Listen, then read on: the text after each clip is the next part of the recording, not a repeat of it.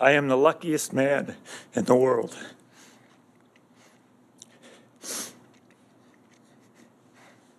I got to spend 43 years of my life with the most wonderful girl who ever lived, loving her and being loved by her.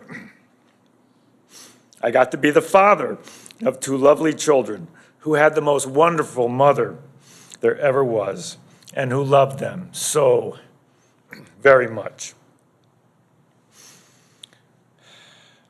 I knew Shirley was special the first time I met her, and I've been more amazed at how special she was with every day that passed for the last 43 years. And I'm grateful I told her that frequently.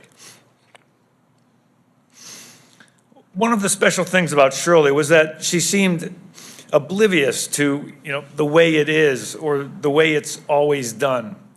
At first, I thought she was just young and naive, but I learned her outlook on life was always fresh, always open to new possibilities, and never stuck in a rut. She followed me around the world in the Marines, making lasting friends in many new cultures and creating a loving home wherever we were. She was a truly unique Marine officer's wife who intrigued all of my peers and my commanding officers. She was my rock, my anchor in the Marines and throughout my life. As you heard from Tim, Shirley created architecture of all sorts for different firms in Southern California and Japan, in Washington, D.C., in Monterey, California, and San Jose, remodeling her sister's house, her friends' houses, and our own houses. An architectural signature of Shirley's is the loft. Children, especially, love to find lofts tucked away in most of her residential designs. She founded and operated her own firm, SBA Architects, for almost 20 years in the mass transportation industry. The mass transit industry is not known for welcoming new ideas. But Shirley's freshness, her talent fusing art with architecture, balancing form with function, created lasting, endearing transportation stations and facilities throughout the California Bay Area. Her employees loved her. As Tim said, I struggle with the term employee because they tell me she always treated them as colleagues, that she made them feel they worked with her and not for her. And more than anything, Shirley loved her family and happily extended family to special friends and neighbors with whom she felt a strong connection.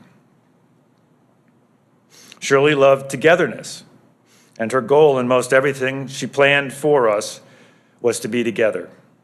She planned volleyball and camping and hiking and bicycling and scouting and ski trips and card games and music jam sessions and even Wounded Warrior events, all so her family and friends could be together. She nurtured two loving children. Two children she is so proud of.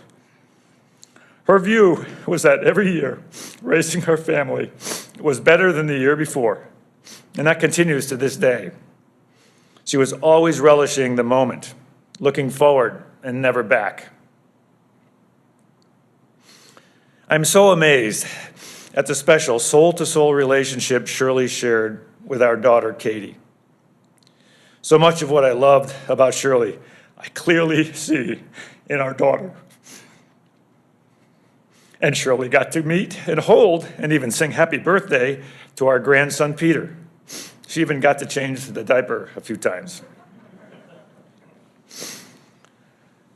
Shirley and I often talked about how lucky we were to have our son, Chris, living with us for several years after graduation from college. She was so thankful for the opportunity to be with Chris, to watch him up close blossom into a talented musician, and to work with him on projects and challenges as an adult. She formed a special bond with Chris and was grateful she had that chance. Shirley was very happy she got to plan the weddings and celebrate the marriages for both of our children. She welcomed and loved our son-in-law, Eric, and our daughter-in-law, Tracy, as family, unconditionally. She was happy and she felt accomplished because our children and their families are happy.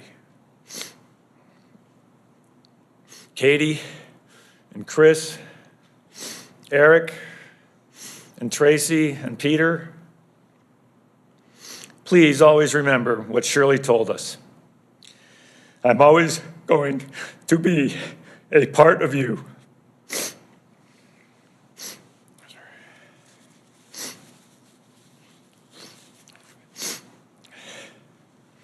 Just before she passed last Saturday, she told me, relax.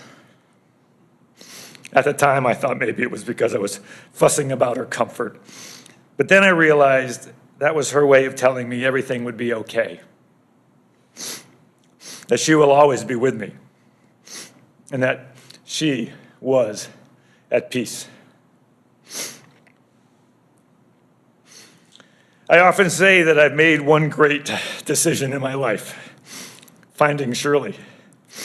I truly believe that all the goodness that has followed me stemmed from that one great decision. I know Shirley is with me now and will be with me always. I am the luckiest man in the world.